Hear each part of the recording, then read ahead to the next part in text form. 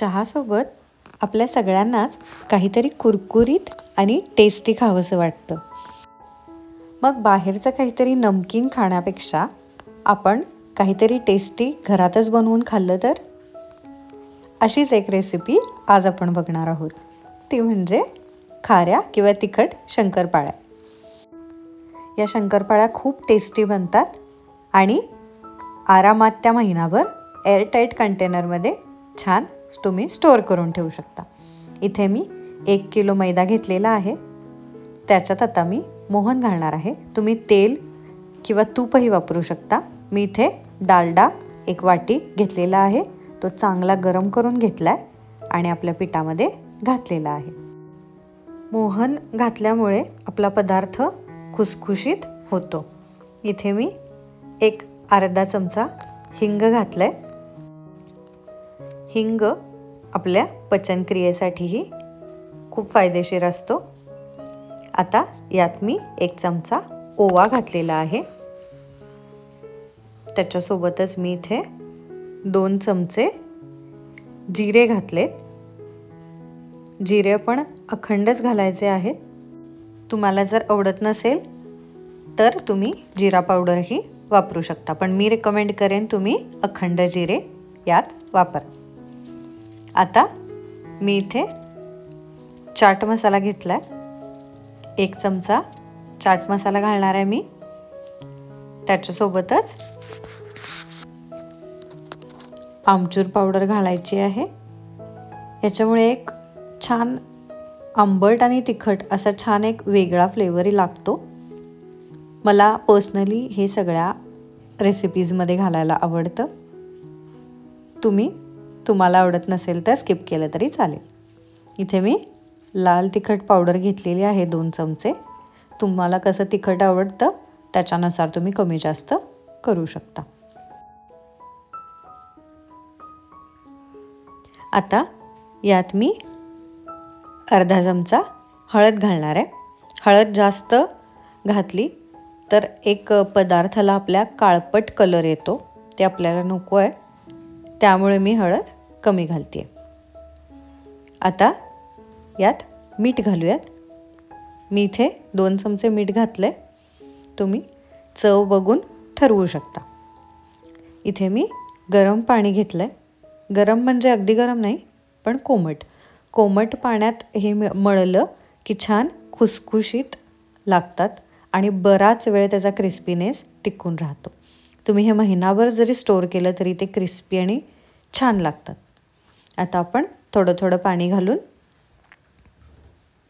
पीठ मळून घेणार आहे. एकदम मऊ पण ते नाही मळायचं आहे.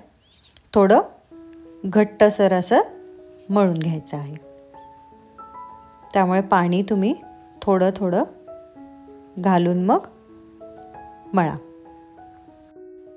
तुम्ही या पद्धतीने शंकरपाळी बनवलीत तर घरात तुमच्या सगळ्यांनाच आवडेल. आणि खास करून जर घरात तुमच्या लहान मुलं असतील, शाळेला वगैरे जात असतील, घरी आल्यावर त्यांना भूक लागते, छोट्या भुकेसाठीही हा बेस्ट ऑप्शन आहे.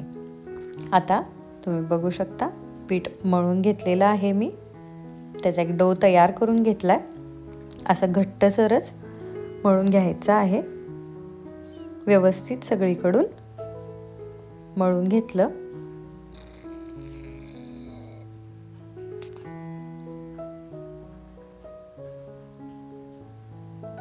ह्याची तुम्ही कन्सिस्टन्सी बघू शकता. एकदम मऊ पण नाही आहे आणि पूर्ण घट्टही नाही आहे. एक 5 ते 10 मिनटं त्याला रेस्ट करून देऊन तुम्ही शंकरपाळ्या करायला घेऊ शकता. याचं छान एक पातळ असं पान लाटायचं आहे. जितकं पातळ लाटता येईल तितकं तुम्ही लाटा. तुम्हाला जर जाड आवडत असेल किंवा फुगलेली शंकरपाळी आवडत असेल तर तुम्ही थोडं जाड लाटू शकता. पण मला पर्सनली अशी पातळ लाटायला आवडते. ही माझ्या सासूबाईंचीच रेसिपी आहे, त्यामुळे मी त्याच पद्धतीने फॉलो करते. एकदम पातळ असं पान लाटून घेतलं की आपण ह्याच्या शंकरपाळ्या कट करूयात. तुम्ही वेगवेगळा शेप तुमच्या आवडीनुसार याला देऊ शकता.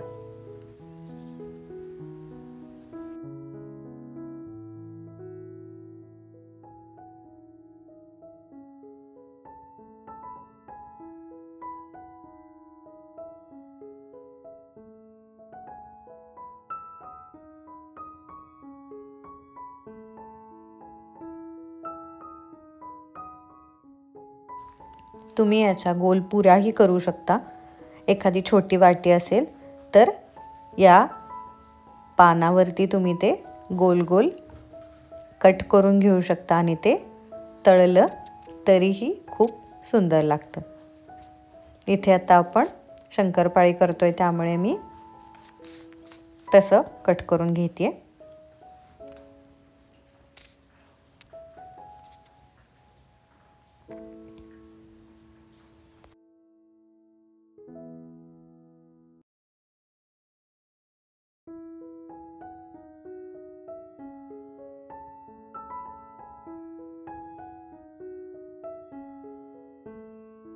आपल्या शंकरपाळ्या कट करून झालेल्या आहेत.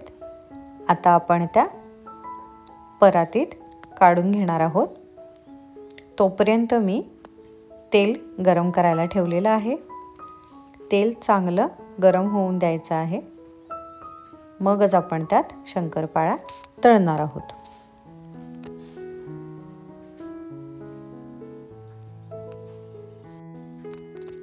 तुम्ही बघू शकता आपल्या शंकरपाळ्या तळायसाठी तयार आहेत. छान शेप आलेला आहे. तेल आता आपलं गरम झालंय. मीडियम गॅस ठेवायचा आहे. चांगलं तेल तापवून घेऊन आणि आता आपण ह्यात शंकरपाळ्या घालणार आहोत. हे छान पसरून घ्यायचं सगळीकडे आणि एकसारखं हलवून तळून घ्यायचं, म्हणजे सगळीकडून तळलं जाईल. एक 3 ते 4 मिनिटं लागतील आपल्याला. तुमच्याकडे किती मोठी कढई आहे त्याच्यावर डिपेंड आहे की तुम्हाला किती वेळ लागेल. आम्ही इथे जास्त प्रमाणात शंकरपाळ्या केल्या होत्या त्यामुळे आम्ही मोठी कढई घेतलेली आहे.